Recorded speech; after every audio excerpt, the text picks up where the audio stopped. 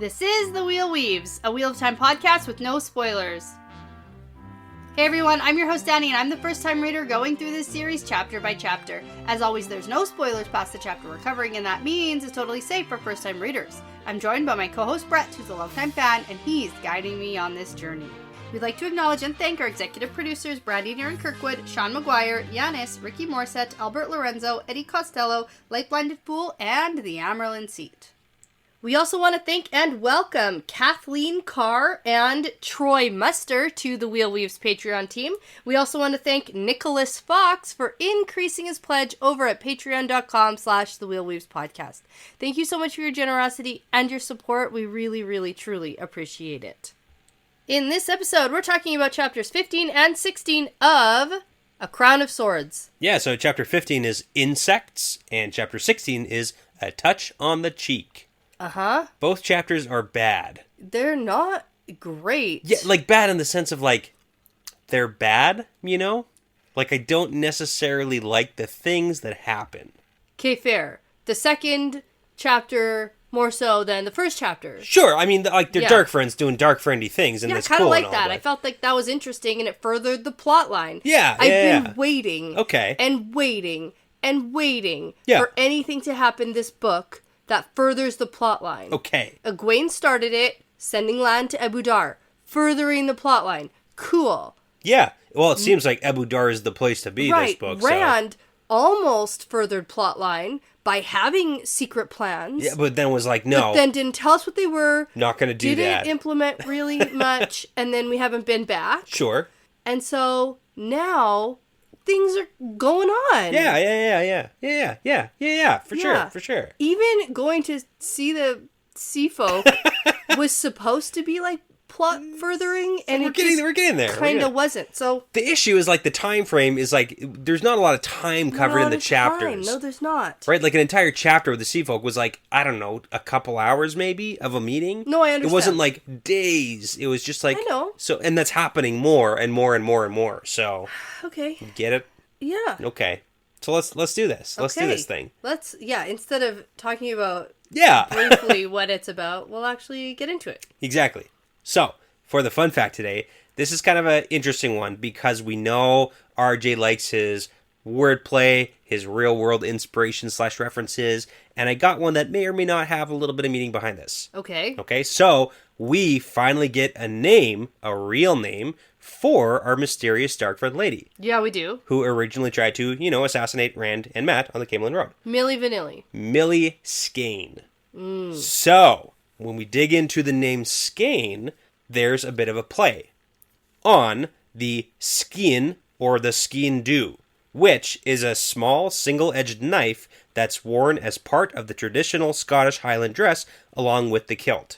So, it was originally used for eating and preparing fruit, meat, cutting bread and cheese, but also for more general day-to-day uses and protection, like stabbing people. Sure, got it. No, I got that. So, the etymology of the word skean do, the primary meaning of the do part is black, and the secondary meaning is hidden, and then the skean means dagger or knife. So essentially it means black knife or black dagger, etc., etc. Or hidden dagger. Hidden dagger, so on and so forth. Yeah. So yeah.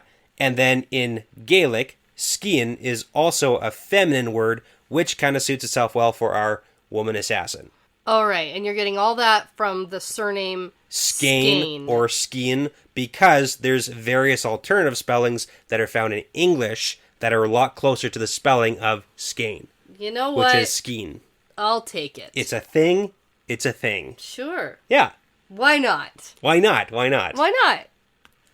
All right, well, last time we were here, we had Nynaeve and Elaine and that whole crew going to talk to the sea folk about the Cloud Bowl. It went medium as far as we can tell. But we know the Bowl of Winds exists now. It sure did 2,000 years ago. Yep. We know it used to. It's here in Abu Dar. We don't know if it still does. Oh, man, come on. You gotta believe. You can't say, I can believe all I want. You cannot say, for sure we know it exists. Tel'aran'rhiod, hello. I don't know how much more clear it can be. We for sure know that the description of this particular bowl is known by other people. Yeah. And that 2,000 years ago, it existed. You know what? You're being awfully negative right now. I know. So, okay. I am angry about this Cloud Bowl plot, and I need it to wrap up. Fine. Okay. Soon, maybe. Okay. You know what else we talked about last time? Yep. Matt went to the horse races. He did. Yeah, he won some money and found a killer dark friend. Yeah, I have to assume. I didn't even look at the odds, but I think it was like 3 or 4 to 1 or something like that. So he's tripled or quadrupled his money. And I really it was should like have. all of it. And all of it, all the money. So Yeah. he's like 3 or 4, maybe more times rich. Like I didn't actually look at the odds. Yeah. So And he was like, just take our winnings and go back to the inn. Like, Yeah. how was Nelisian supposed to carry it all? with the child, Oliver will also and carry. a horse. They have a and horse. Yeah, well, They wind, right? They're they supposed. don't like take wind with them, would they? They don't. like, keep I them at the thought it's racetrack, Their maybe? horse. I don't know how horse stabling works. That's not even important to these chapters. Mm. I'm just feeling like you wouldn't like bring the horse back and forth. Like I they think don't have you like would. they have like a horse cart or like I think you would. Maybe. Have a horse You might be that right. You go stable at the inn, you might be and you then might you be go right. out and practice with it, and Like in the middle of the city, you though? don't just like choose a random horse and throw. You would stable it Oliver at on the it. racetrack. No, you'd stable it at the racetrack where it has maybe some. Who? What? Matt would store it. Like there's probably like a place for these horses to live. Probably at I need the to inn dig where into they- this. Maybe. Yeah, this is important. Okay, anyway, Matt More importantly, followed the killer dark friend and found that she's staying with the white cloak questioner dark friend, yes, Jacob Carradine. yes, All right, so that's where we're going to pick up here. yeah, and there's a bunch of like people There's some, like, lingering. There's odd happenings happening. Yeah, For sure. lingerers. Yeah. So, here's the thing: we learn about it. Circles of dark friends. Uh-huh. Okay. okay. So, chapter 15 is called Insects, and the chapter symbol is the snake. Forsaken. Forsaken, That's because we get a Forsaken showing up. Yeah, that makes sense. And in case anyone's wondering, I haven't for a while given Tyler credit for coming up with Forsaken. Well, it's ours now, so It's that's ours fine. now. Yeah. But every once in a while, I'll give him a little credit. That's why I haven't invited him back yet. No, it's we're picking a chapter. I guess so, hey? We're getting... Yeah, we're almost like Into halfway through this the book. book. It's happening very quickly. Goodness. All right. So, we're going to enter in a Jacob Carradine perspective, which is interesting. Yeah, it's kind of neat. All right. So, Carradine is in his palace, and he's writing a letter, and he's killing ants. And then, the Lady Cheyenne... Yeah, Cheyenne Cheyenne. Yeah, comes in. And I got to play some defense here for, Jacob Carradine. The ants are ruining his Well, letter. I was also wondering, why are there so many ants crawling all over his table in this palace? It's because he likes Did he leave out peanut his butter, snacks? his peanut butter sandwich, I was left going it to out. say, did he leave out his snacks? Right, and then it's like, that's how you get ants. Did he have So, a picnic Right? in the palace? Okay. Because there's a lot of ants on this table, and it seemed weird. Yeah, Okay. Anyway, he also really wants a drink. Yeah, a That's lot. a common theme. Like, he's itching for that drink. And you know what? I can understand that a little bit. To this extent, I don't know about that. I don't know. He's having a tough time. If I was being surrounded by Well, ants... it made me question, too, because we saw another White Cloak who also was hitting the drink pretty hard. Yeah. But that wasn't Jacob Carradine. That was, like, Bayer, or was it Bornhold? Yeah, so that was Dane Bornhold, and we saw that scene with Valda when he saw Dane arriving in Amador, and then they talked, and Dane had been hitting the drink, and Valda was, like, disgusted by that. Right, but he also was drinking quite a bit in the Two Rivers. Yes. With Perrin. That was And that Dane all, Bornhold, that right? all started because of Pat Fane, too, because, that doesn't work so well. Uh-huh, yeah, that was part of it. Yeah. Okay, all right. So they're all just, Yeah, no, I get it. having though. problems. It's bad. Okay, let's get into this, though. So, What's-Her-Face comes in, and he's not worried about her reading the letter because he's writing it in some secret language. Yeah, Is it's that a what cipher. a cipher is? Yeah, it's a Okay. cipher. So we actually know about this too. So he thinks that only 2 other men besides himself know. But earlier we learned that Niall has the cipher in the prologue before he gets murdered. Okay. And that Niall and Veridin, which is his agent in Terrebonne, are the two who know it, and then likely it sounds like Carradine also knows it. So it seems like there's 3 people who know the cipher for secret messages. All right. And we know that Jacob Carradine's writing a note to Niall. Right, who's dead. Who's dead currently. Yeah. But apparently Clearly he doesn't know that. Yeah. The message hasn't reached him. Correct. Okay. So we'll see how that plays out. Yeah, probably not that great for him, because it sounds like he has a pretty personal relationship with Niall. Yeah. And so we'll see. And like this is the thing. Niall sent him orders to like capture Elaine, basically, and he thinks about this just chapter, like, how am I supposed to do that? Right. And he can disappoint Niall, but he can't disappoint his true master, the Forsaken. Oh, yeah. Yeah. Yeah. Now, we also learned that the Dragon Sworn plans have been going well, and that's where they are starting up riots and all sorts of stuff so that the White Cloaks can pat them down. Yeah, exactly. Yeah. Yeah. And doing that all over the world, basically. Mm-hmm. And so there's lots of groups now, and each group has a core of his most trusted men, plus the rumors are going around that the Aes Sedai are carrying off young women and setting up false dragons, and lots of villages are being destroyed, so perfect! And we've seen this from the other end of people seeing the Dragon Sworn, and that's why the Saladar Aes Sedai have such a big issue with it, but we know that that's kind of like a White Cloak plot and plan. It is, and honestly, it's sort of working. It's a terrible plot, and it really doesn't seem to be working, because once riots start, he even thinks about this at one point, once the riots start, it's actually quite impossible to stop them. No, but he doesn't think that's a bad thing. No, I know he doesn't, but he's a bad guy. Yeah. The White Cloak plan is to rile them up so that the White Cloaks can ride in and like save the day. Everything. Yeah. But the White Cloaks can't. No. It doesn't seem that way. Yeah. So, anyway. Depends how you define good or bad plan. Yeah, okay. So now, more ants are ruining his letter, and so he's gonna have to redo this entire report, and he really, really wants to drink, but he won't do it in front of this woman. Yeah. So instead, he asks her if she has any progress to report, or if she's just here for more money, and she's like, well, there's costs associated with the search, and then we get this entire backstory. Yeah. For this lady. Yeah, so she's like posing as the Lady Cheyenne, or that's the name she's going by right now. So. Yeah. But this is where we actually hear that her real name, and Jacob Carradine knows all this stuff, but she doesn't know that he knows it.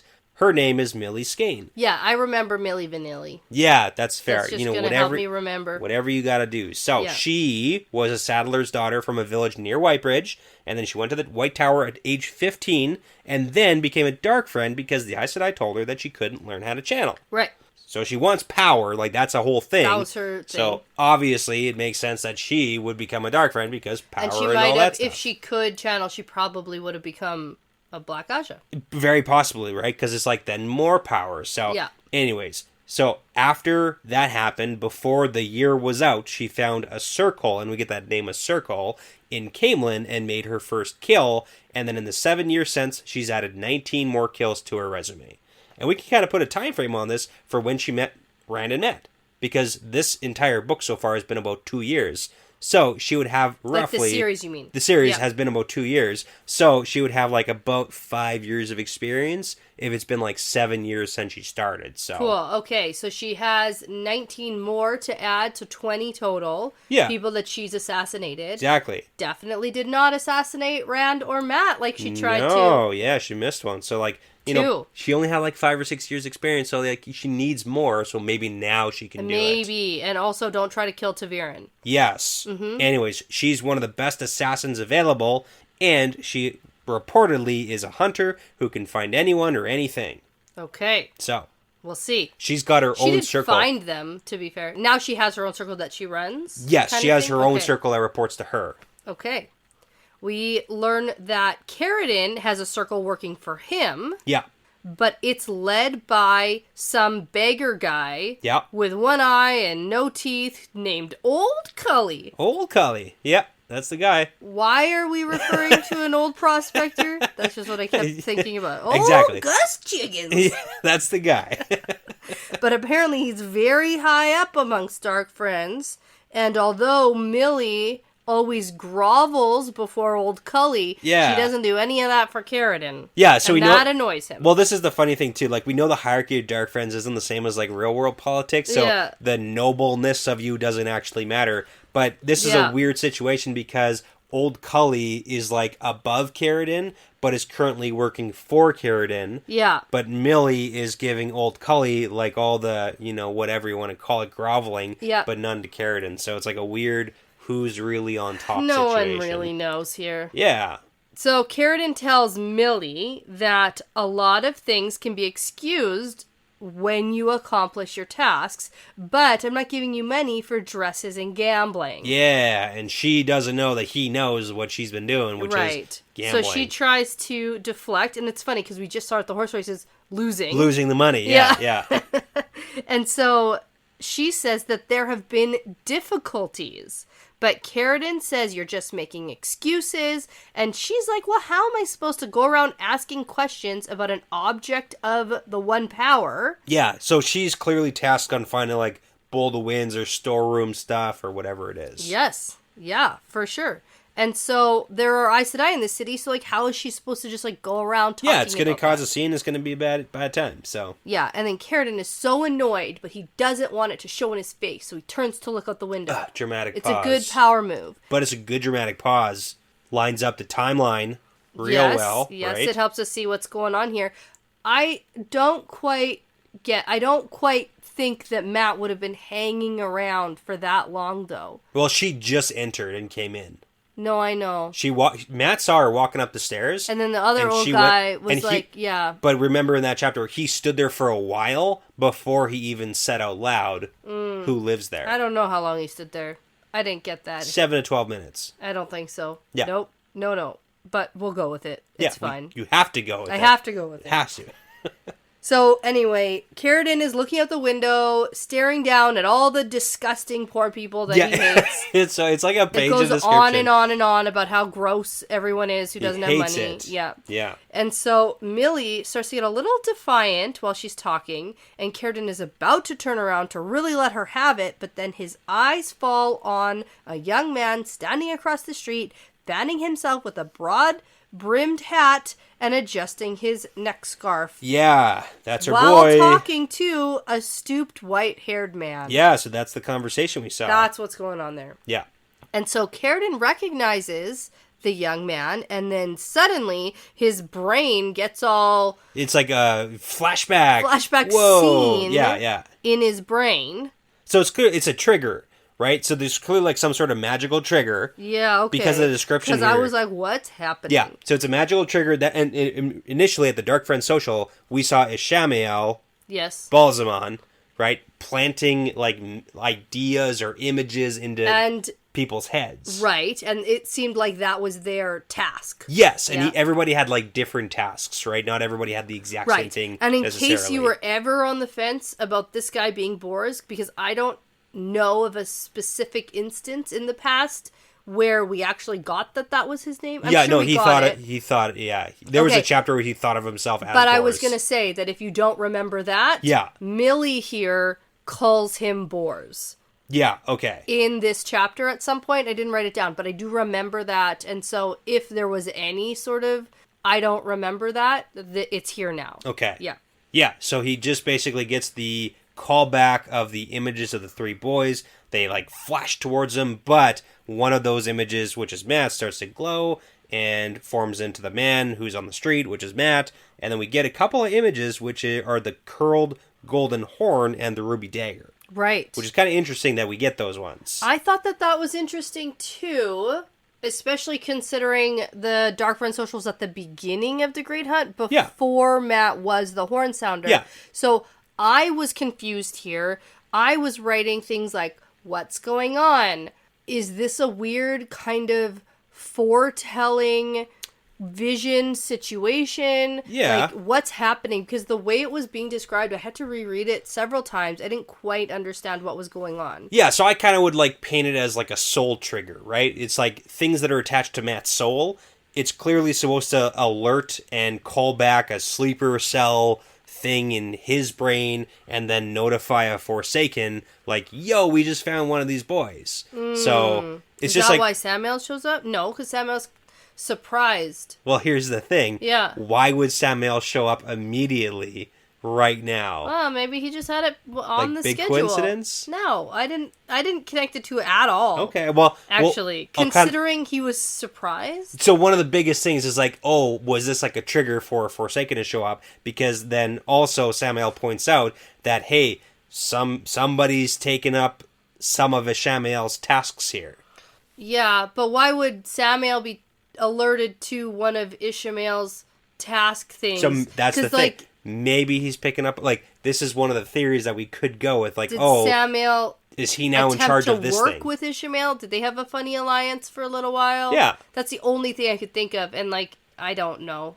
Yeah, and it's like Ishamael's plans, or is it like the Dark One's plan? So, like, we don't exactly know what's going on, so maybe I thought that was just coincidence. Huge coincidence, okay. Yeah, okay. I didn't connect it. Which is possible, but I just like looking at both sides of that, so. No, I get it. Yeah.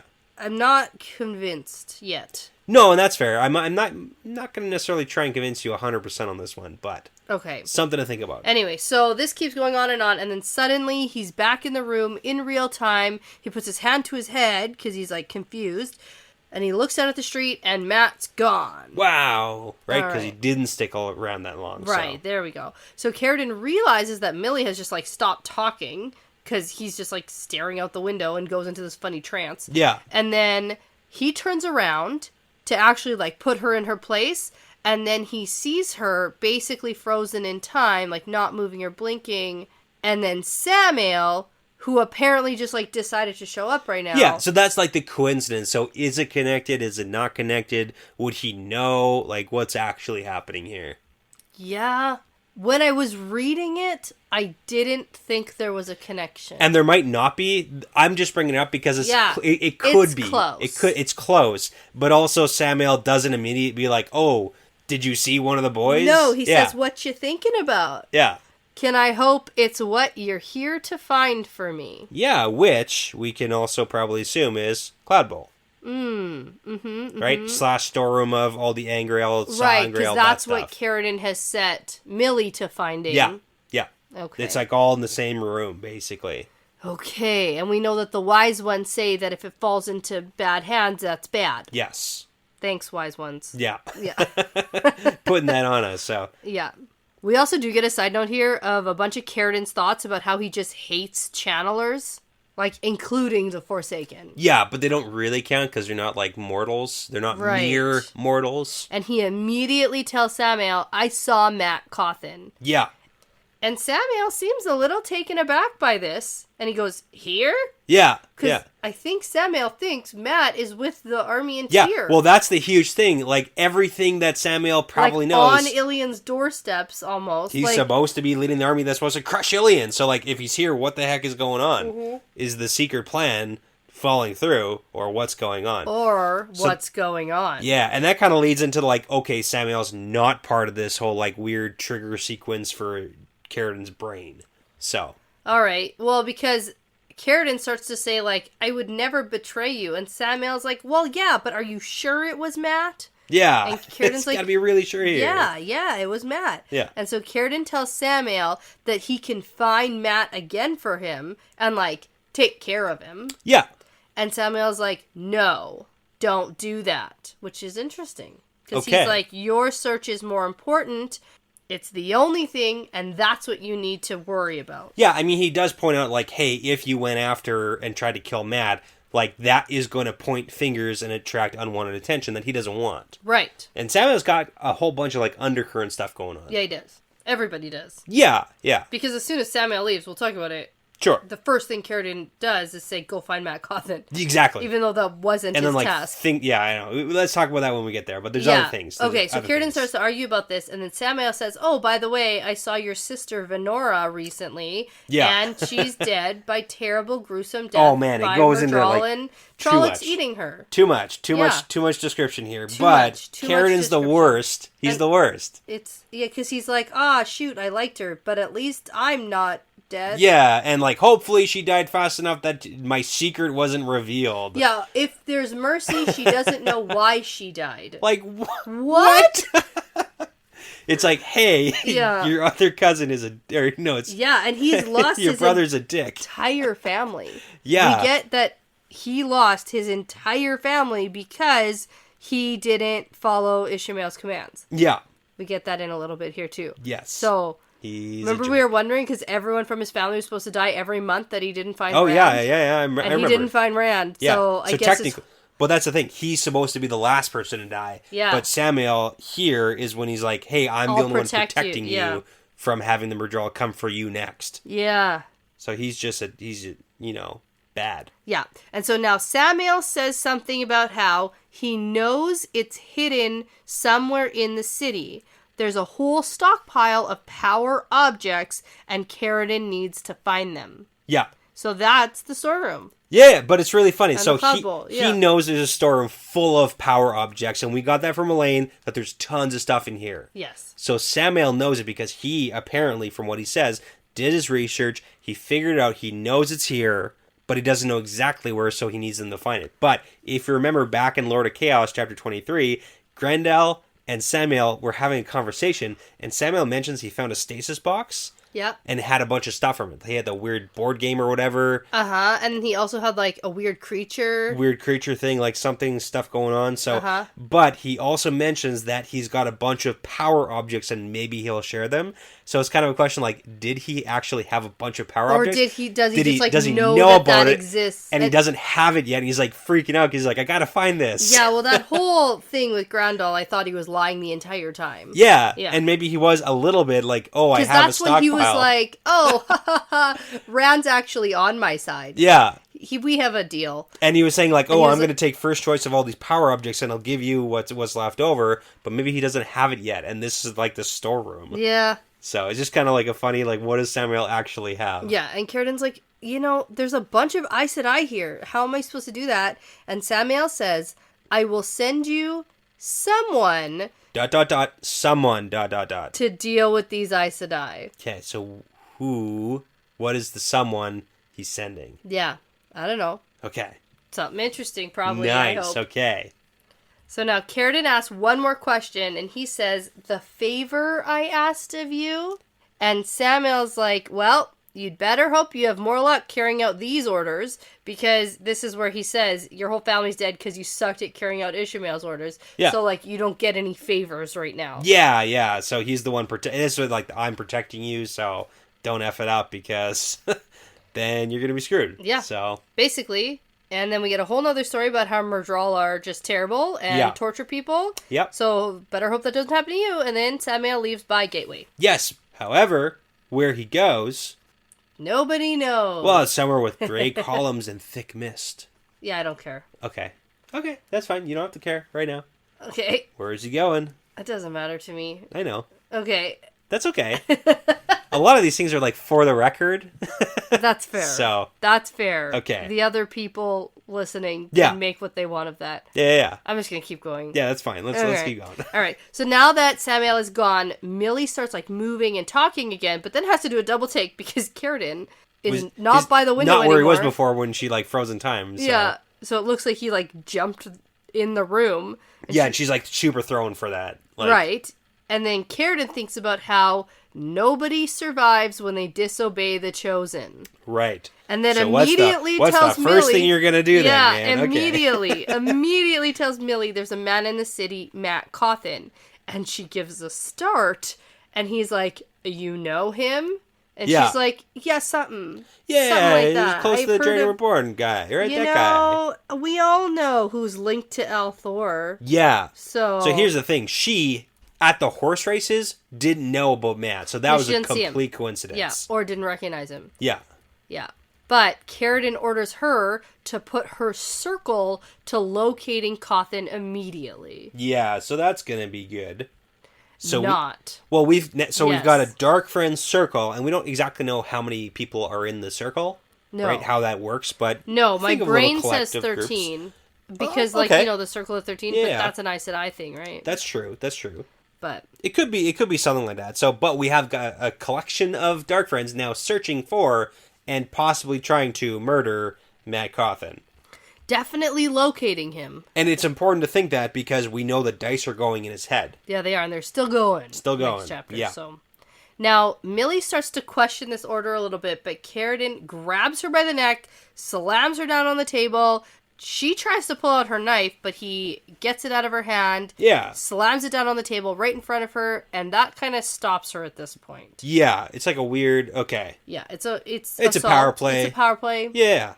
They're dark friends. I don't really feel bad for her. I don't, no. It's just like, it's a dark friend situation here. Yep. It's not great. Yeah. Yeah. But then he tells Millie, you're an insect, and it's time you understand that. And if you won't do what you're supposed to do, and then he smushes more ants that are on the table. So there's still just like ants everywhere. It's that peanut butter sandwich, man. It's an infestation. Yeah. Gosh, there's so many ants. Oh, so okay. weird. And then Millie falls in line, and Yeah. Carradine starts to tell her the plan. And that's the thing. It's like, I think there's 3 or 4 times he thinks nobody survives disobedience. Yeah. So it's prediction time. Yeah. Okay. Uh-huh. Is Jacob Carradine going to survive this clear disobedience of trying to find Matt Cawthon when Samuel was like, no, don't do it. Do that. But the first thing he does is like, okay, let's find him. Yeah. It's probably not good. I mean, okay. The problem is, with this type of prediction, Sure. I feel like I've learned my lesson at this point. About what? About making predictions about things like this. Okay. Just because I don't think it'll ever, like, actually come up again. Just never get a conclusion. Pretty much, Okay. yeah. I was just going to say, the like, next time we see Samuel interacting with Carradine, Sure. probably never. Yeah. Honestly. Okay. Unless Yeah. it's, like, immediately, and this is, like, an actual thing. Yeah. I just don't believe it. The amount of Forsaken we have, like, popping in and saying things to people, and then, like, we never hear about it again. Like, the last time we heard Forsaken in a room together, Sure. talking with each other, like, we literally haven't seen that again. The plans keep falling through because people keep dying. But that's what I mean. Yeah. Like, Well, it doesn't okay. matter. Here's the thing. Jacob None of this Carradine's matters. family doesn't have good luck, but Jacob Carradine has okay luck right now. I like, mean- sure, his entire family died, but Shamael... That was, like, in book 2. He got and off... we're in book 7, finally getting some closure for what happened to... We have so many books left. I know, that's the Oh, problem, man. is I'm never gonna remember this. You're going to be super embarrassed when it comes back and Samuel and Jacob Carradine are, like, having a drink. And you know what's gonna be terrible? When Yeah. Matt has to kill a questioner for the White Cloaks. If anything, that's what's gonna happen here. Because Matt's just not gonna go nicely. Like, that's not gonna work out well. And if Okay. Matt has to kill a White Cloak questioner, like, that won't look good for Matt. Why? Nobody likes White Cloaks. I know I don't, but just in general, Okay. for the other White Cloaks and stuff, Oh, the other White Cloaks might not be and like the appreciative. Queen, like Oh, they Tylan doesn't give an F? No, Come but on. they have to say things like, Oh, don't Hey, do that. don't do Hey, that. you guys, cut it out. right, Okay. I challenge you to a duel, and then it's fine. Boom. You Just- know what? For all the terrible things that happen next chapter, there's some, like, interesting, funny things that happen. Yeah, good segue, because now we're about to jump into the next chapter. Yeah. Okay, so chapter 16, A Touch on the Cheek, Yep. makes me very uncomfortable. It's a bad touch. What is going on? That's also the title of this chapter. Yeah, well, I mean, we can talk about it when we get there. Sure. Yeah. Chapter symbol? Because some things happen before we get to that. So, That's true. Yeah, It's a little tug of war. a little bit. Ugh. It's a lot And of touching. who is a lot of touching? touching. A lot of and touching who of is Matt. pulling? And who is saying what? And who is who? Okay. Ugh. I got the names for you. So I got don't... the names. Yeah, it's just like, But, like, okay. anyway, like, what is going on? You know who my favorite character of this chapter is? Beslin. The kid. Her son. Oh. Like, okay, it's Right. kind of like a funny end of the chapter introduction, but it's like, I can see that. we'll talk about it when we get there. I like the maid who was like, I would never joke about that. Yeah. Yeah. I mean, I like her. she references her ears too much. That makes me think, like, would your ears actually get cut off? Because you keep saying it's not worth my ears. So I'm really concerned about, like, yeah. Ooh, yeah. I mean, we can talk about a lot of this I'm stuff. Sure. Yeah. I'm sure that that's a thing. Okay. So we're going to enter in a map perspective. Did I say the chapter symbol's the Flame of Tarvalin? Yeah, 'Cause now it you is. did. That's what it is. Okay. Yep. Map perspective. He arrives at the palace. Terracin Palace. Terracin Palace. We've sure. seen this palace many times. No, We've been in I Abu know, Dar I just for can't ages. pronounce it. I thought it was like Taresian Yeah. Palace. But we learn right away that, he's decided he needs to leave a message for Elaine and Nynaeve. And now, we don't 100% get a time line for what's going on or where he's just been or what he's been doing kind of thing. Okay. So is this like the next day? Yeah, that's fair. Is this later the same day? Is this next week? Like, we really don't know what's happening. And we don't know right now. I didn't anyway. Yeah. I didn't pick up on it. So it's obvious. No, it's not obvious, but we could assume that he probably went almost immediately after the Jake and Carradine thing. Okay. Yeah, I mean, that's an obvious assumption. But at this point, I don't know where the women are. Sure. Like, how long was he at the racetrack for? How long have they been in the boat? How long were they on the boat? Is Brigida coming to find them? Like, what's happening? Exactly, and I thought that maybe they were there. Yeah. And he was going to run into them, and then it would be like a whole thing, because they didn't want to have to ask him. Yeah. But... Well, because, like, at the racetracks, it's like, oh, they just left out to go and see the sea folk, basically. But I don't know that. Well, we saw that, like, Julian came and was like, they just caught a boat to go somewhere. Okay. And then Matt said, go find Tom. I want to know what they're doing. And they were just leaving to go to the boat. Okay. And maybe, though, I don't know. Maybe he went back to his his room, and then Tom came and was like, this is where they went. Now they're back at the palace. But he was like, honestly, I don't know. Okay. So I actually thought during all of this, he was going to run into... Nynaeve and Elaine. Well, it's also kind of like hoping he would. Because he even thinks to himself, if I do see them, I'll, like, have to give them a bit of a lecture. Yeah. And I was like, oh, this'll be... this ought to be good. I love his thought process, too. There's so much good stuff in this chapter. Okay, so anyway, he's gonna go leave a message for them. He gets up to these big doors where there's a bunch of guards, and he normally goes in the back way through the stable yards, but... This time, he's going in the way a lord would. Yeah, Matcham, I'm not a Lord Cawthon. That's right. Right? He's like, oh, this will look better. This will be better, more official, more Officially, formal. I'm here. Yes. And so he tells the guards that he has this message to leave, and they look him up and down and decide to let him in. So the guard snaps for a young serving woman to come and escort him, and then they head on their way through the palace. Yeah. So it's a kind of funny, like, little sequence here. It's interesting. Yeah. I do want to talk about the... It's comedic. It is. Yeah. But I want to talk about the description of the interior of the palace because it's opposite of what's on the outside. So on the outside, it's like pure white. Yeah. Because, it's really effing hot. It's hot. So, but on the inside, super colorful, like as bad as Tinker's would do it. Interesting. So kind of cool. Yeah, like the opposite of the outside. Yeah, I like it. Jarring colors everywhere. Yes, yeah. Now, as they're heading through, Matt is getting really impatient because the dice are rolling in his head, which almost always means danger of some kind. Yeah.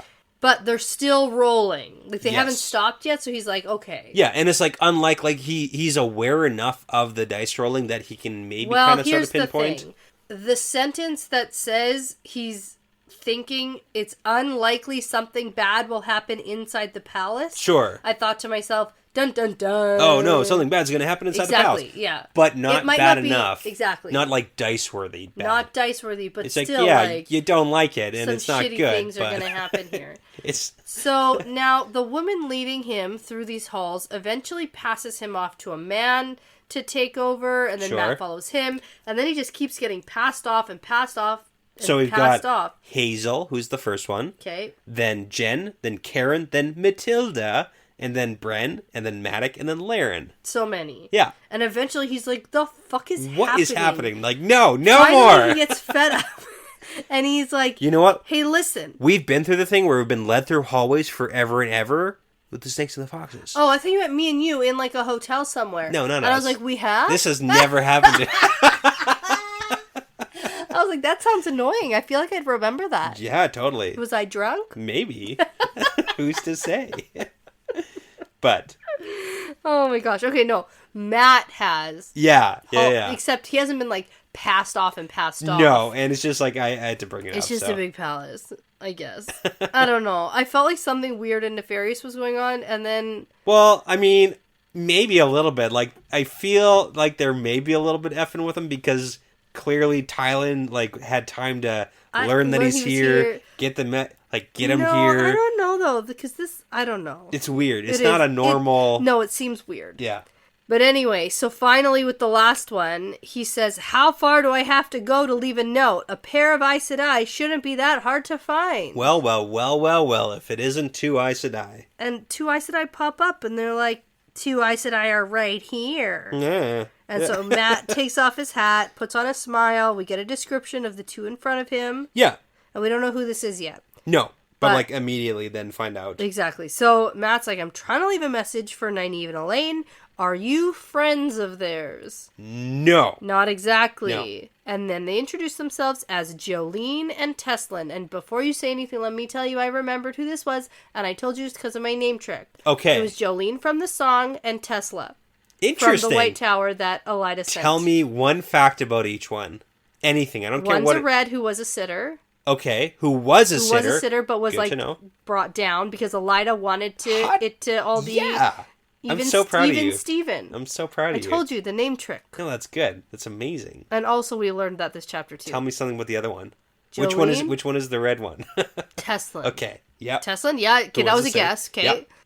Tell me 50-50 shot. one thing about Jolene. Jolene is the pretty one. There's one pretty one and one ugly one, I know for sure.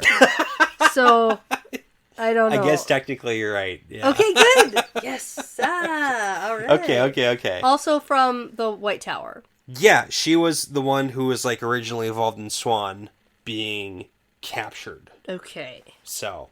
I probably could have guessed that. Yeah. All right. But Matt knows who they are. Yes. And they know who Matt is, more importantly. Yeah. Because Tom's been doing some digging. That's right. Which is not all accurate information anymore, such as the sitter situation. Right. But it's pretty darn good. Now, Teslin says that they would be friends with Nynaeve and Elaine if they could be, because, they do need friends right now. Yep. And hey, Matt, so do you. You need some friends. You need friends, yes. Yeah. It's all like that light threatening that the Saladar Aes Sedai did to him, too, because it's Valyrian and they know it. And, And we know that Teslin is the red, so I was like, right away, like, whoa, watch out. Don't try and gentle him. It's not going to work. Or Warder Bond. But it's not going to work either. Because of the... Yeah. Yeah. He's got a fancy dandy. But at no point do they try to use the power on him. No. He would have mentioned his fox head going cold. Yes. And he has a lot of confidence around these women that he normally probably wouldn't have because, and he thinks to himself too, because of the medallion. Yeah. But he also does think about the flaws of the medallion that he's been thinking about. Like he can get conked on the head. Yeah. Like you can do things with the power to him. Yeah. I could have like a steel bar and smack him in the side of the head. That's what I just said. Conked on the head. Yeah. Yeah. Drop a ceiling on him or something. I don't know. That's fair. That's true too. Yeah. Yeah. Throw cow poop at him. Like even Horse worse. Poop. Yeah. Yes. Uh-huh. Oh, jeez. Uh-huh. Anyway. So. We didn't talk about the other one too. Being killed. Oh, well, yeah. I don't think they would do that. So. But you never know, right? Yeah, yeah. So we got some light threatening going on about how Nynaeve and Elaine are in dangerous territory and they don't know what they're doing. Yeah. That's always the theme. All Aes Sedai believe that other Aes Sedai have no idea what they're doing. That's true, but also Nynaeve and Elaine are not Aes Sedai.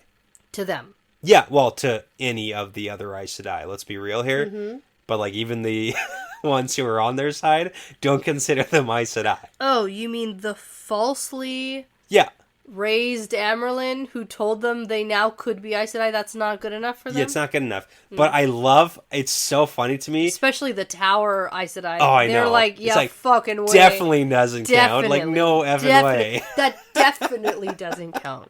I love Matt and his brain here, because when they start going off about Nynaeve, he's like, if anybody's gonna shit-talk Nynaeve, it's gonna be me. Yeah. You don't get to say anything about her. I'm going to say it about her. Yeah. No, I know. I thought that was so funny. Oh, yeah. So he's like total defense move here. I love it. Yeah. And the best part is he puts on his most insolent grin, the one that always gets him in trouble, and he says, I think they're doing a pretty good job. Why don't you abandon your nonsense? Right. Yeah. So and then old Tesla doesn't like that. No, she hates it. No, Teslin and Jolene are not happy about that comment and tell Matt that someone in his position should be seeking protection from the tower, Mm-hmm. and maybe he should have never left it. Yeah. And then Matt's like, oh my god, what else do they know? Yes. And chances are, Teslin was a sitter of the hall, like when Swan was Yeah. So it's in like power, it's right? very So possible. she probably knows some things. Yeah. So the horn thing, because that's his major That's concern. his major thing. Probably not. Okay. I feel like very few people would know about the Horn of Valir Okay. and Matt. And even when Swan was like being tortured and like questioned, like Why would that come up? yeah, Yeah. like she was able to hide some stuff, and that probably wouldn't have been brought up. I feel like Right. I don't feel like that would be something that they would know. Okay. I didn't have a feeling one way or another. Sure. The problem is I didn't care enough Okay. about these two random Aes Sedai and what they know. Okay. Because it's just, Yeah. doesn't matter. They're also here because they're basically being punished by Elida, so I know they are, and they're just trying to make the best of it here for themselves, I guess. yeah. But now, abruptly, he gets yanked away from them pretty hard, and I was like, oh no. Someone putting their hands on Matt? Wow. No. Stop it. Don't do it. Don't do it. But don't and worry. he thinks it's either Adelius or Vandine, and Yeah. he can't tell the difference between the two. It's really funny And the because fact that he even knows that, I'm like, wow, he knows some things. but like he's been here for a while, like Yeah. he knows what's Well, and up, he so. traveled to Abu Dar with them. Yes. They were some of the ones who were trying their stuff on him. throwing the cow poop at him. Yeah, that's right. They're the ones. They're the ones. Yeah. Cow horse poop. Horse poop. Sorry. Big difference. Yeah. Okay. And so anyways, he's tugged away, and You then also get- Teslin grabs his other arm, and they play a little tug-of-war holding Yeah. onto him. They're like, he's mine, and he's like, my coat? Yes. Yeah. You're gonna Yeah. tear my coat? Yeah. So we got 5 Aes Sedai. We got Jolene and Teslin on the one side with the Lidas. Yeah. Group. We have and then, either Adelius or Vandine. and it's really funny we because find out who it is, but Matt the whole time thinks it's Vandine And he gets when it it's wrong. really Adelius. I know. yeah. So we've got Adelius, Saritha, and Marililla. Merlily. I don't know. Probably Merlily. Yeah. Whatever. That's the most accurate. Why not? Okay. All right. And the other one is like young. Yes. A young yeah. Aes Yeah. Saritha. Yeah. Aretha Franklin. Awesome. Does this really work for you? Oh, yeah. Yeah. I think it's going to work for other people, too. I think other people are going to like this. I feel like I'm going to start doing this always. Sure. Whatever comes to my mind the first time I hear a new name, I'm going to just shout it out. I'm sure people will like that too. Okay. Yeah. I mean, what's not to like? It's ridiculously charming. What? Are you having trouble making friends? Remembering names. If you just think it in your head, like I'm saying it out loud for the benefit of others, but normally these are things I think in my head. Baldy. Fat. Sugar. Oh, man. That's a good office reference. Yeah, but mine isn't quite like that. Mine's just like I'm trying to do a name reference. Yeah. Sugar boots. Oh man. Okay. Focus. Okay. So Merlily asks Teslin if she's stooped to kidnapping. See, I wrote Tesla in my notes so that I know. That's the problem. That is the problem. Yeah. Okay, it's Teslin. Okay, Teslin, yes. Teslin. Yeah. Oh my gosh. Are you stooping to kidnapping men in hallways? Yeah. And they won't let go of him. They're still holding him. It's literally just like... And Matt's like, don't fight over me. There's enough to go around. Yeah, but and not even one person nobody laughed at his laughs. joke. Oh, it's such a good joke, Matt.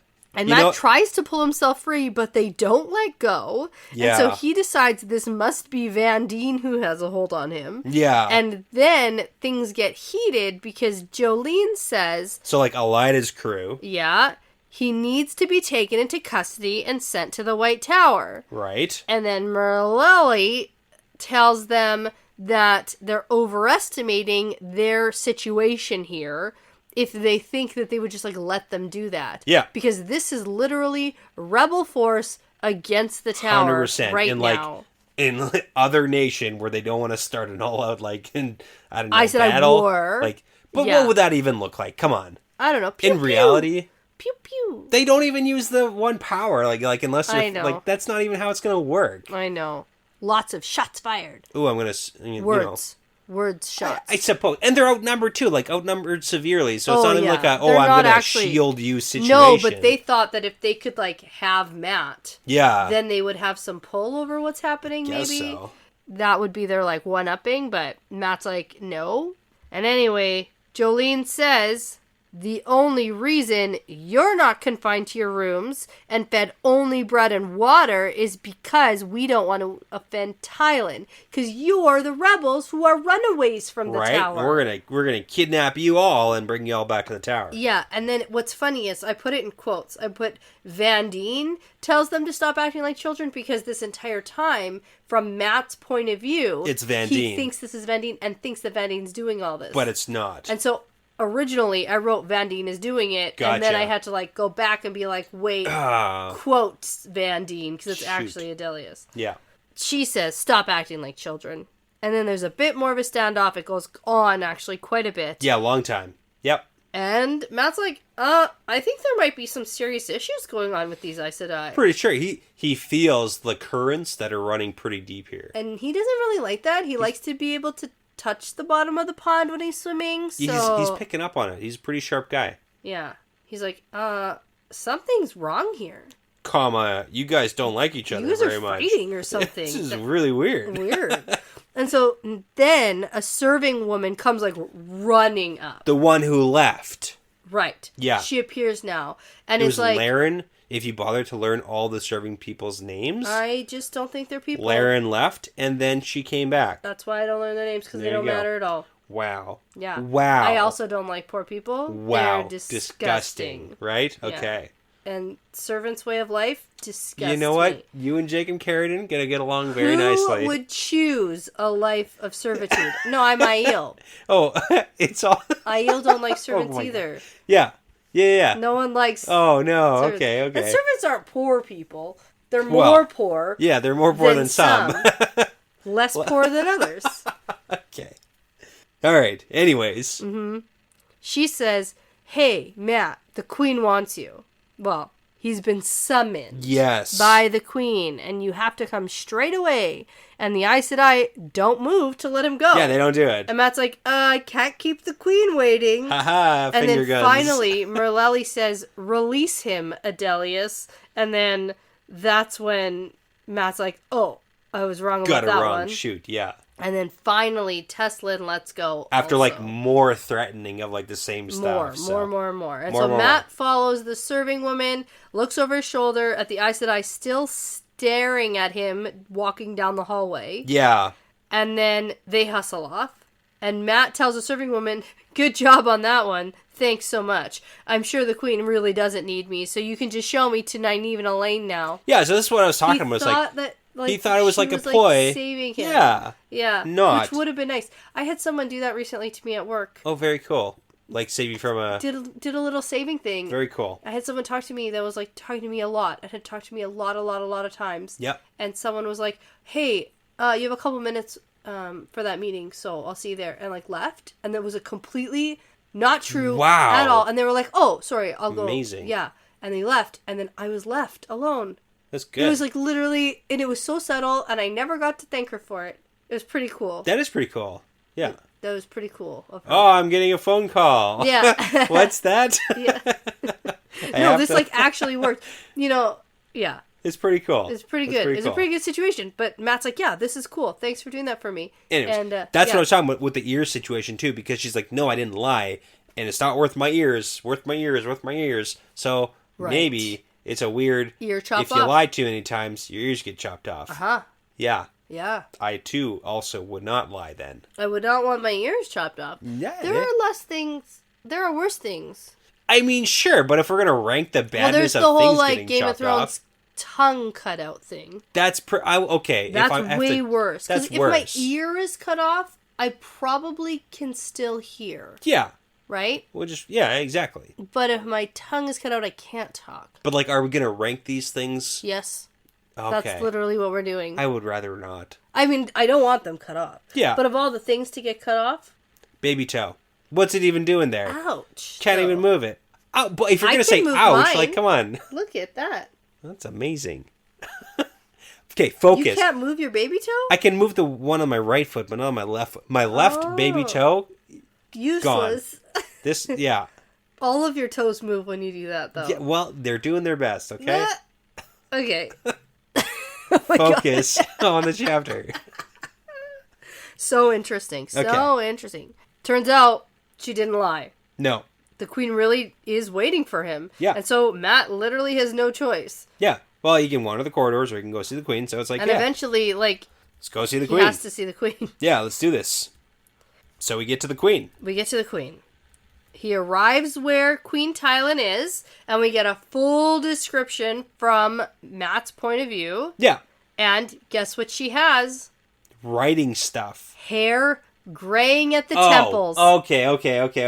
That's yeah. how you know she's older. Well, I know, but we've got that. I told you I was going to note it every time I saw it. But we've already got a description of her, so it doesn't count as like another person with gray hair. It's the same person. To be fair, though, just again. The first time she was described, I wasn't keeping track of this, and I can't say for sure. Okay. Without going back to look. It definitely if that's probably how did. she was described the first time. Probably was.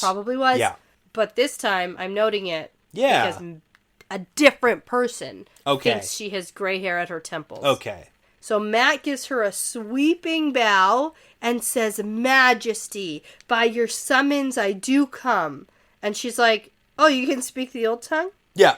It's like, and Matt's like, "Fuck. No. Shit. Didn't mean to do that. Okay. I keep doing that." Yeah. Gosh. He wasn't being careful enough. We also have some like intrusive old memories here too at this point, which is interesting because it comes back a little bit later too. Yeah, because Tylan's like, "Hey, I heard you wish to leave a message, and I have a writing stationery table. for I you. have paper. I have a golden pen. Oh, of course a queen would. And a mirror. And don't bite it. Don't bite my golden pen, Matt. Nah, I feel like she might be into that too, so. Oh, yeah, I know, actually. Yeah. Anyway, Matt goes to the table. He's ready to write his message, and he can see Tylan in the mirror standing there watching him. Yeah. And so he thinks about what he wants to say. He's never been fond of writing. Sure, but he can write. He can write, which means he can read. Yeah. But we also don't know if he spelled everything correctly. Well, to be fair. Okay. We assume he can. You're just assuming that he spelled things wrong. I feel like we would get that. Yeah. In the note. It's possible. Yeah. It's possible. Yeah. But probably not. And also, another thing, how does everybody know how to spell everybody's names? Like, Fair. people, like someone like a Jacob Carradine. Yeah, it's like Jay. Yeah. K-H. Like, where yeah, like what's has happening? Matt ever seen Jacob Carradine's name written out anywhere? Name tags. Name tags. Yep. Just in, like, over your, yeah. Not quite. But that's just my... Hi, my name is That's Jacob my one Carradine. flaw here. That's what they added to Dark Friend Social. Hi, my name is Boris. Boris. Yeah. Well, like that, I could see. I could understand. But Matt wasn't there. Okay. Yeah. You don't know that. Yeah, okay, you're right. Matt was at the Dark Friend Social where in disguise. He was displayed. Okay. As one of, yeah. Yeah. Okay. All right. Anyway, so what he wants to say, what he writes out is, "I followed a dark friend to the palace Jacob Carradine is renting. She tried to kill me once and maybe Rand as well. She was greeted like an old friend of the house." Yeah. So honestly, this is a really strong start to the letter. Yeah. It's a good introduction. And he thinks, what else should I write? Like, this letter isn't long enough. And I should also, put more. I should make sure that they're not stupid about this. Yeah, but also, I want to make sure that they're happy, and I want to make sure that it's like a good, positive letter. Uh-huh. Yeah. But the fact that he says, "Be sensible. If you go traipsing around, let me send a few men along to keep you from having your head split open." Not a good... No. No, it's getting worse, It's especially getting because worse. like, I don't want to make him mad. Anyway, isn't it about time that I took you back to Egwene now? There's nothing really here but heat and flies, and we can find plenty of those in Camelin. Yeah, so like even a little bit more like... I think what he could have said was, "Let's talk further." Sure. Or something like that. And I was then going to say he's being a little more subtle with the second half of the letter, like, oh, it's let's less go. like, "You're morons who are going to get yourselves killed. I want to leave now." Yeah. Like, that's essentially what he says in, like, a little bit fancier writing, but still... Oh, yeah, they're not going to like this. They're not going to like that. They're going to hate it. Yeah. Just thought you should know. We should talk soon. Egwene's waiting for us in Camelin. Or something like that, like, right? Let's go to the place we're supposed to go next. Yes. Wink, wink. Yeah. And so anyway, Matt seals up the letter and suddenly remembers, instead of having just a big glob of like wax. Yeah. I didn't know what a signet ring was. Oh, seriously? Until this now. What? Yeah. We've heard about different signet, like Gawain and Galad have different signet. Like everybody's got different signet rings. I understand a ring that has your thing in it that you can put into wax. That's what a signet ring is. Yeah, but the word I just never connected. Interesting. Yeah. Okay. The wax and the Yeah, that's the thing. You press in so people know, like, oh, that's from Matt because it's his house symbol or whatever. Yeah. And he thinks... That's funny. I just bought one of those. I feel like you should have asked that question when we learned about... I didn't realize it was a signet ring. Okay. Yeah. Yeah. Because it's a long one. I feel like we've come across that word before. Maybe I'm sure we have. Yeah. I don't read every like word. Like Moraine's seal on her stuff? Nope. I don't read every word of this book, and just now this made sense.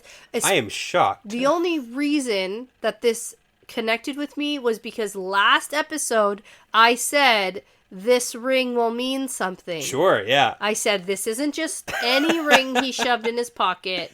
He bought it, he kept it, it's gonna be something. Yeah. And now this is apparently his signet? Is that what it's called? Yeah, yes. Is that where the word signature comes from? Probably, yeah. I don't know the exact etymology of it, but probably. All right. Anyway, so he's like, I got one of these. And so the ring, the signet, I guess... is a border of large crescents and a fox seeming to have startled two birds into flight. And he thinks that's funny because it's like him chasing Nynaeve and Elaine. Yeah, plus he's fond of foxes because of the whole medallion situation. Interesting that he's fond of foxes considering they tried to murder him. They were fox-like. They weren't foxes. Fair. He also thinks too bad it wasn't a hand. Yeah. For the band. The Band of the Red Hand. Yeah. It's not going to be that on the nose. But he thinks it was good enough, considering that he didn't even look at it before he bought it. Yeah, for too much money. Right. And so Matt turns with the letter in his hand and then smashes into her boobs. Yep. No. Brushes lightly. Oh, which is even more... It's worse. Worse. Yeah. Even more worse. Yes. Yeah. Apparently, she's come up like right behind him. He stumbles back a little, ignores the fact that he accidentally brushed her boobs. Because that'd be like embarrassing if you talk about that. Yeah. Be like, sorry, I touched your boob. And then he's like, listen, I should tell you something too. Jacob Carradine is entertaining dark friends at his palace. Yeah. In the bad sense of entertaining. Yeah. And then Talon's like, oh, really? Thanks for letting me know. Yeah, okay. Let's talk about something more pleasant, though. Yeah. So, I mean, this is kind of like a thing, because Matt is surprised by her lack of a reaction to him saying, like, a white cloak is literally supporting dark friends. Yeah. It's a weird thing. Yep. But we also saw Talon already have a conversation with Nynaeve and Elaine about how Jacob Carradine sucks, and he's the worst. And she was like, yeah, I also freaking hate the White Cloaks. That's true. So it wouldn't be a huge... She knows probably. Yeah, it's like it wouldn't be a huge surprise. Like, yeah, he's dark. Yeah, it makes sense because he's a dick. Yeah.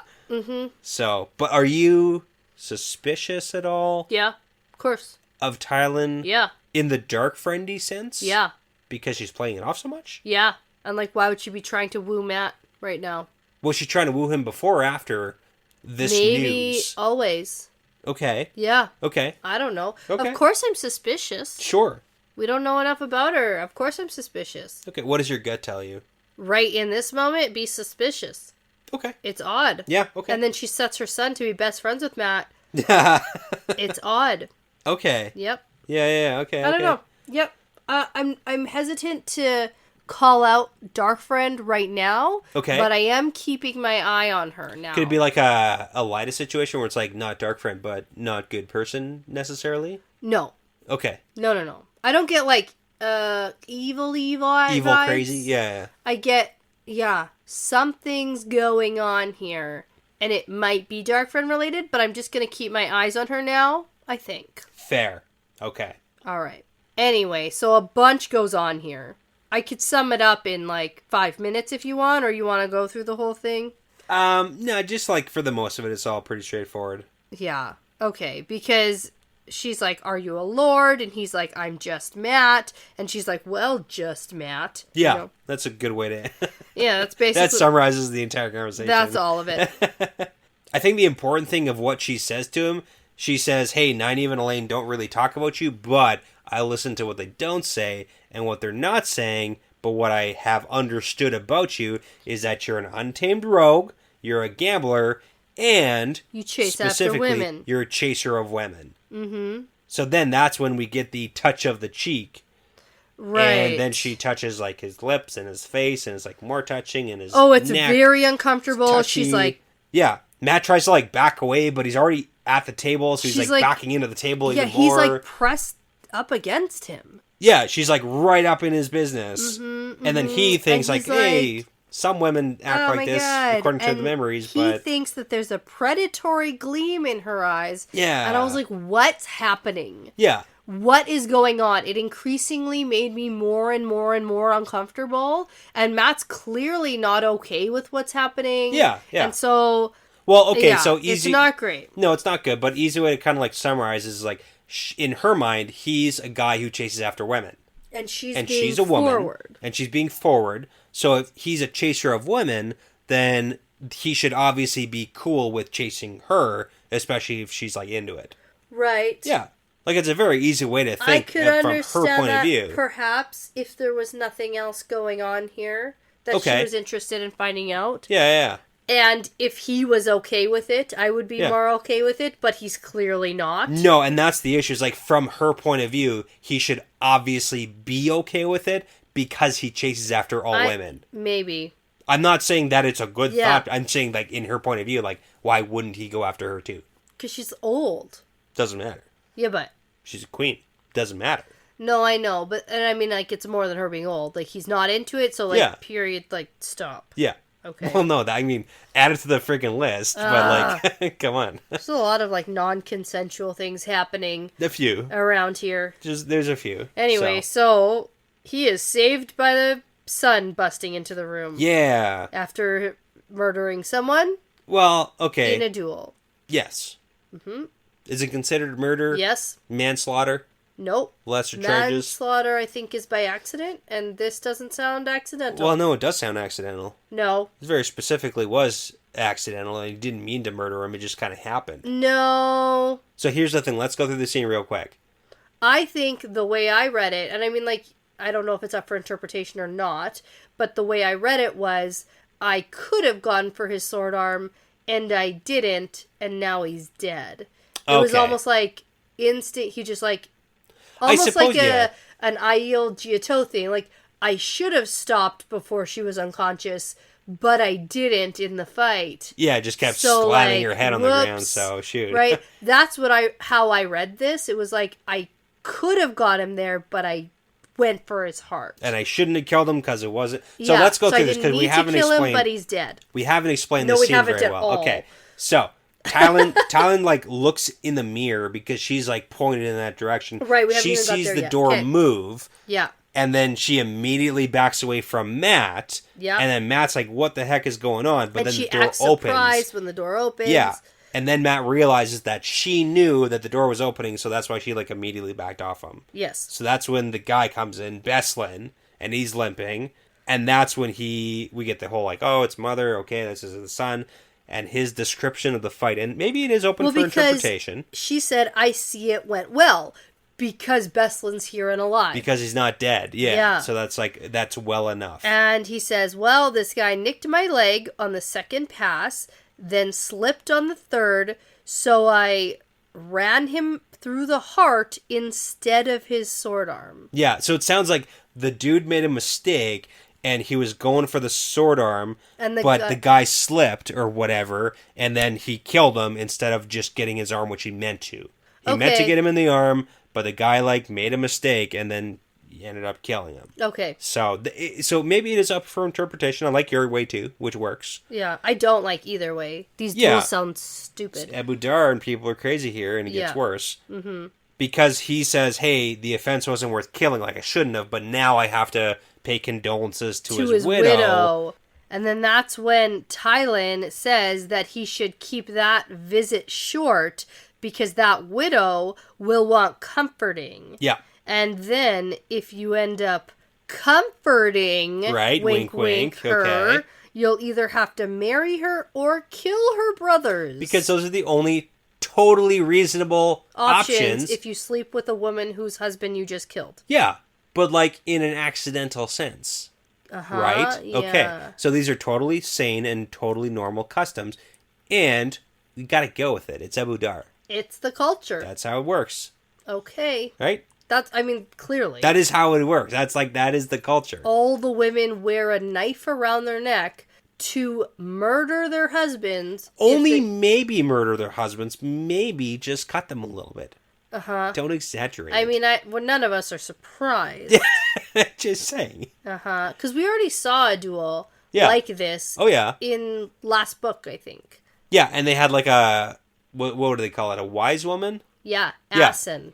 Assy. Okay. Yeah. And then she ran up and like... Assy. Oh. You remember? Yep. Right? It does work. Okay. It works. Yep. And that's the one I have... You're right. I'm You're suspicious of. Yes.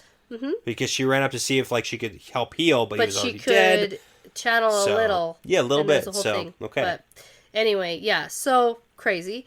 Tylan introduces Matt as Taviran. Yes. And tells Beslin she hopes he'll make a friend of him. Yes. And then basically... This is so funny. The way this wraps up it's so funny. I love Matt it. now has to go attend like 3 balls. No. Oh. No. Not necessarily. And go hunting for girls. So here's the thing. She says, oh, maybe you guys can go to Swoven night dances together. And Matt says, well, the last thing I want to do is like do this. So he tells Beslin, I don't want to do balls. I'm a tavern guy. I like the rough time taverns. You're not going to be interested. And Beslin says, you know what? I love rough taverns. Oh, I thought Let's go hunting. And then Matt says, oh, hunting for girls? And he's like, hunting for girls or maybe a fight. I don't care. Either works because it's all good. No, it says he's going to be attending festivals with Beslin. But I thought that meant ball. That's what it involves to. But it's like fancy dances. Or just like rough tavern festival. Because we also got like Abu Dari party. They have High Chesaline as well. Right? And had a long celebration about that. But Matt never saw Kyrian celebrating that, which was a wild time. Yeah. So everyone celebrates that even for like totally wildly. normal people like Herod Fell. Yeah. You know? Wild. So. Wild time. But that's what it's like. Is it going to be balls? Or is it going to be like rough taverns? He's going hunting for fights and girls with Beslin when and Matt Tylan is like hitting on him. Everyone is crazy, and he's right. He's not wrong. And now Beslin thinks him and Matt are going to be best friends forever. Best friends. Best friends. Best fucking friends. Yeah. Yeah. It's going to be good. It's going to be great. Uh-huh. There's no way this is going to go poorly. Yeah. So, where's this going to go? Nobody knows. Also, we're not leaving Abu Dar. We're not doing that. No. We can't start a plot point like this and then just like up and leave. No. We need at least 7 more chapters. Probably. Yeah. I hope we get the girls asking for Matt's help, and I hope we find this freaking Cloud Bowl. Well, here's the thing. It's not the girl, it's Brigida. Yeah, that's what I mean. She's part of the girls. She's a girl, too. Brigida and Matt interaction. That's what I was referencing. Like, he won't unless he actually gets one of those flashbacky scenes. Wow. That would be kind of fun. Okay. Either way, let's find the freaking Cloud Bowl and end this stupid plot line. I know that's what you want. Yeah. Anyway, I'm excited to keep reading. Okay. Things are going. Yeah. And I'm excited to kind of see where they go. Yeah, we're plugging along. We are. We're getting there. Yeah, no, this is good. It's picked up and I'm happy. So, all right, so before you go and disobey a Forsaken, the minute after you think that you should never disobey Forsaken and wonder if you're going to survive, I'm going to say that this is part of the pattern now. Yeah, it's part of the pattern.